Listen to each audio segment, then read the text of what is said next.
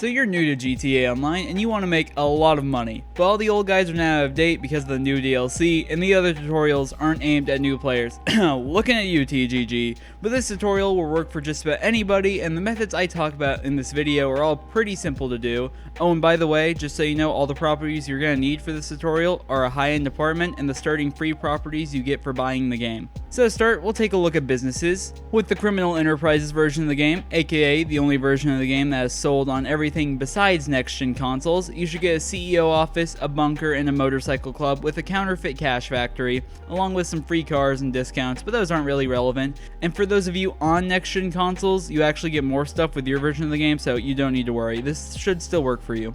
Using the motorcycle club business and the bunker, you are able to make mostly passive income that will total a little over $100,000 an hour for doing next to nothing, along with another free $50,000 every day by doing the daily delivery in the bunker. In order to achieve these figures, you're going to want to choose to sell far when you sell your product, and I also recommend buying your supplies instead of sourcing them. Sure, it costs a little money, eats in your profits a smidge, but it's much easier. And if you want to increase this figure, you can buy the equipment and staff upgrades for both of the businesses. Don't ever buy the security upgrade, it's worthless, it doesn't do anything and costs way too much money. Also, if you want to purchase another business to increase this profit, I recommend first buying the cocaine lockup as an MC Club business, as it's one of the best money-making businesses in the game. So once you have your businesses set up, you can go over to your CEO office. The CEO office grants you the ability to do VIP work and to buy a special cargo warehouse. I wouldn't really recommend buying a vehicle warehouse until you purchase things like a bunker and MC Club upgrades and a high-end apartment,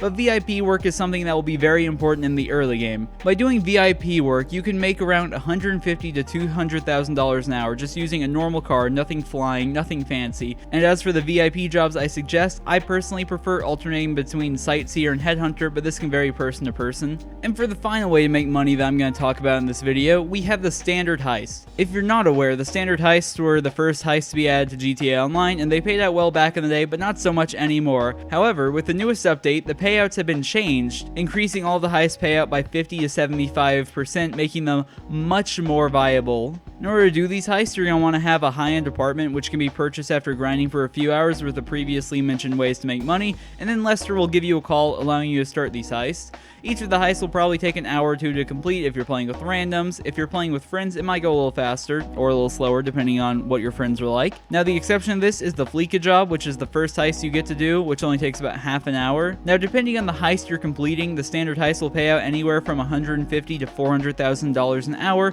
which makes them a pretty sick way to make money for a newer player. So now, after watching this short tutorial, you should be able to make a decent living and purchase all the overpriced cars and guns that you could ask for. Now, if you enjoyed this video and are looking to do the Cayo Perico heist, firstly, leave a like and subscribe, and may I suggest that you go and watch my video on how to do the Cayo Perico heist replay glitch. It makes an insane amount of money because it completely removes the cooldown between doing Cayo Perico heists. Go and watch it, it's right here on the end screen, and I will see you all for the next one. Bye!